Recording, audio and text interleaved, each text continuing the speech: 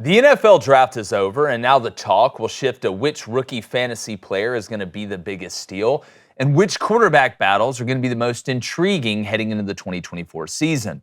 Now, there's some very interesting quarterback battles out there, like Denver's three-headed race, or will J.J. McCarthy overtake Sam Darnold in Minnesota? But the most fascinating one, in my opinion, is in Pittsburgh, because it's a battle between old and young, a contrast of styles somewhat. Now, on one hand, Russell Wilson is past his prime, but he may still have something left to offer, while Justin Fields has more potential than a politician's kid. Now, both of their games are different, as I mentioned, and each brings a unique skill set, and they're both getting a fresh start. Now, while Russell is probably the safer choice right now, if Justin Fields can prove that he can become a more complete passer, and his running element adds a dimension that even Interstellar fans can't comprehend. Now, the funniest part is the deciding factor may have nothing to do with either quarterback. It's probably going to end up being how good the protection is that the Steelers have up front on the offensive line. Now, Pittsburgh hopes to have remedied that by taking offensive linemen with 3 of their first 7 draft picks, and only 7 draft picks at that.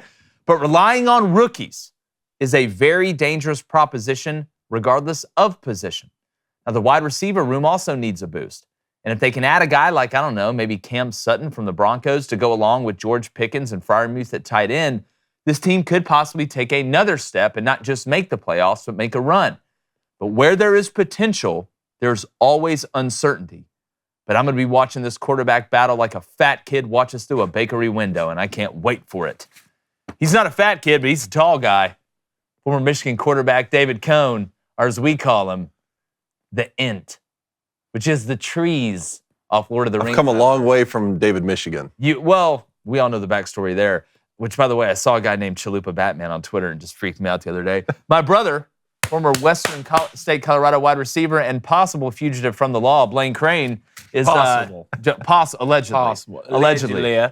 David, Justin and Russell, I can't wait for this. I want to get what your most intriguing one is, but kind of how are you seeing that one? I can't wait for that one. Blaine, what'd you say? Justin Fields will be starting by week 3? I think so, yes. Something like that? Yeah, I do. But you called that weeks ago. I feel like, I think that if you do look at the Steelers draft, they did improve where they needed to improve the most, and that was up front. They do have good receivers, but I don't think they're elite up front, and I think Russell Wilson will be too normal. Yeah. Right? He's not good enough. He'll make the normal plays, but Justin Fields will bring that excitement, those big energy plays. Because, look, you're going to be running in that backfield, even this year if you're the Steelers. You got Najee. You got but you need a guy who's going to be able to extend plays, move the pocket. And that's not Russell anymore. Russell's past his prime. Yeah. It's over with. I think he's a backup who needs to give guys help. And they're not paying his salary. Denver's paying him, so you don't feel the need to, start Russell Wilson. I'm with Blaine. It's like people that don't season their food. It's probably good, but it could be better. Like with Justin Fields, I feel like you can add some seasoning. And to Blaine's point, I don't think the Steelers, from a roster standpoint offensively, are explosive enough around the quarterback, right? And from a depth standpoint, to be able to just put some unsalted food out there. Like, I think you need a guy that can create, like Blaine is saying, for this offense to really strike the fear of God into defense. It's not saying they won't have success running the ball with Najee and Warren and those guys. And we know Freiermuth and Pickens are good players. Deontay Johnson's moved on, and I think they're still going to make some moves as far as acquiring wide receivers. But I feel like if Justin Fields, you don't have to go out there and be Drew Brees. You don't have to go out there and be Dan Marino. You've just got to become a more complete passer, not rely on the run as much, which it's amazing to me, David, if we're going to be honest, how Justin Fields has maintained his health with the amount that he's run the ball. Look, for all of Russell Wilson's weirdness over the past couple seasons and seemingly high maintenance attitude, I was a big fan of his for a long time, and he played the game, I thought, the right way, and he had mobility too. A high completion percentage, was always making plays. So look, to me he's going to be the week 1 starter. But that one and the Raiders, to me, are the most interesting ones that don't involve rookie QBs, right? Because I think Aiden O'Connell, I'm still a big Aiden O'Connell fan, but the Raiders bring in Gardner Minshew. But those aside, now that the NFL draft is out of the way, the rookies are making this thing so interesting because teams are starting rookies on rookie deals more and more often. Look what CJ did last year. So they made the playoffs. They make the playoffs. So what is Minnesota going to do? You draft J.J. McCarthy at 10 to be your future. Doesn't need to run out there week 1. You can run Sam Darnold out there, but in what I see could be the toughest division in the NFL, if you're losing some games, you run J.J. McCarthy out there. Denver the same way. It's much more likely that Bo Nix, especially how much we're hearing Sean Payton really likes Bo Nix, that he could be a week 1 starter. But at the same time, you got Zach Wilson, you got some other guys you could run out there if you want to get Bo Nix more time. And then the one that has the chance to be the most intriguing is still in Atlanta to me. Really? I know everyone's talking about Kirk Cousins is going to go out there and he's going to be the starter. Just keep in mind a few things here, okay? Michael Penix Jr. is about to be the guy throwing in OTAs here coming up. Kirk Cousins not going to be back from that Achilles, okay? We're not going to get a chance to see Kirk Cousins post-Achilles injury until fall camp or maybe even until the preseason time. And that's the quarterback of the future, Michael Penix Jr. I'm just saying, if things aren't going well in that division by the bye week, they run Michael Penix Jr. out there. Well, you're in kind of a weird juxtaposition if you're the Falcons, because if Kirk Cousins doesn't, for some reason, and I don't think this is going to happen, I think Michael Penix is an insurance policy. Mm-hmm. That's what I think he is in case Kirk Cousins gets hurt. That's when you pay a guy that much, you pay a guy $100 million basically guaranteed. Just like we see in the minors, the guy you drafted the highest, he may be having a similar year to some guy you drafted lower than him, but they're going to move him up because you drafted him earlier. Yes. If Michael Penix does somehow end up becoming the guy, I think it would be more of a, see, we told you it was a good pick at number 8, right? He ended up blossoming into exactly what we thought he did, so please don't fire me, Arthur Blank. I just have a really hard time, and again, we don't know, we'll see, believing that you paid Kirk Cousins $100 million to not be the starter. And it's not like Kirk's got to prove it in OTAs. You know what I'm saying? Kirk Cousins has been in the league for a long period of time, but I don't know. That's what makes that pick so fascinating is that how's the battle going to play out early, or is it just going to be for show? It almost feels like a lose-lose to me. Yeah, I mean, if you're the Falcons, if Michael Penix does beat out Kirk Cousins, you're paying a guy to sit the bench, $100 million to sit the bench. Yeah.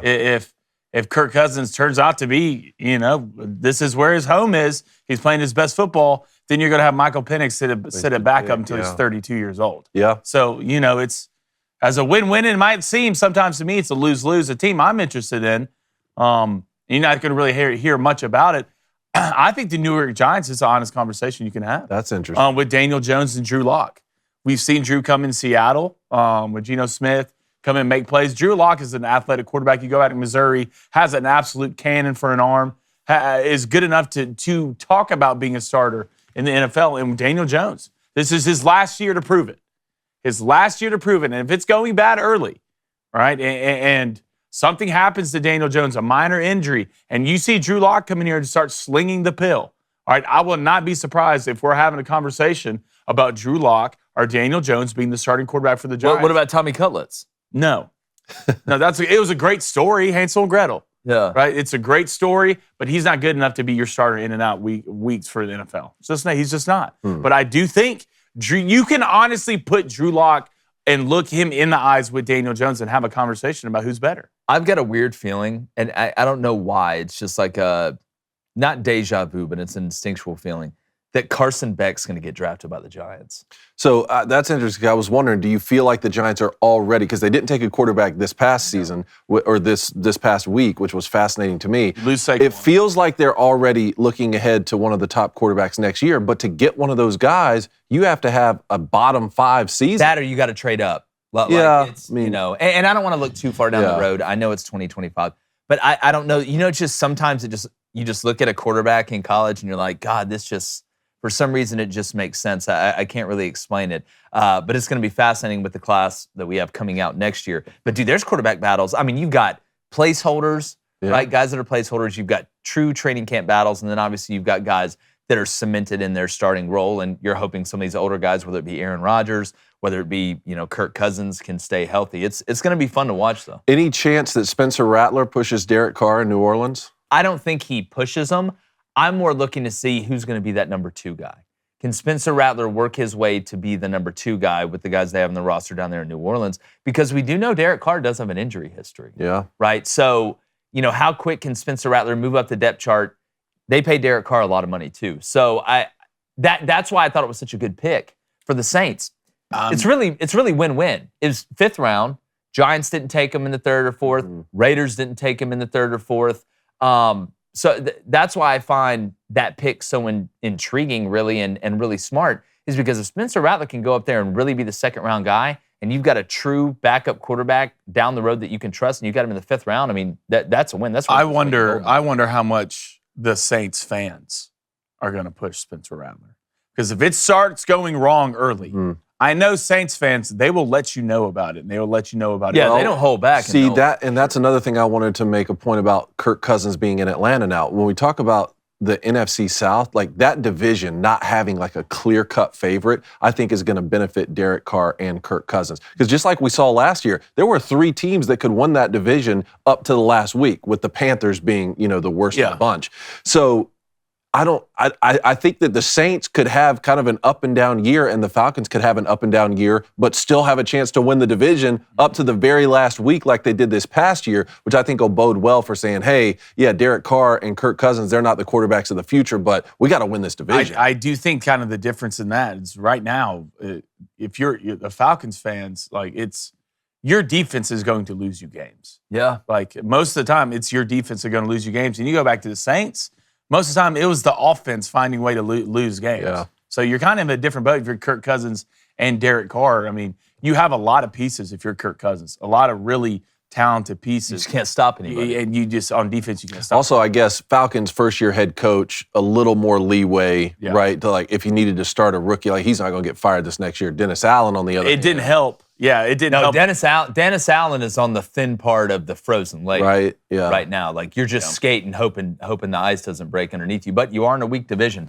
We want to know what you think. What's the most intriguing quarterback battle in the NFL heading into 2024? Everybody out there on YouTube, thanks for joining us. Man, hit that subscribe button if you hadn't already. We really, really appreciate it. Whether you love it, whether you hate it, or whether you're kind of medium about it, we're just glad you're watching.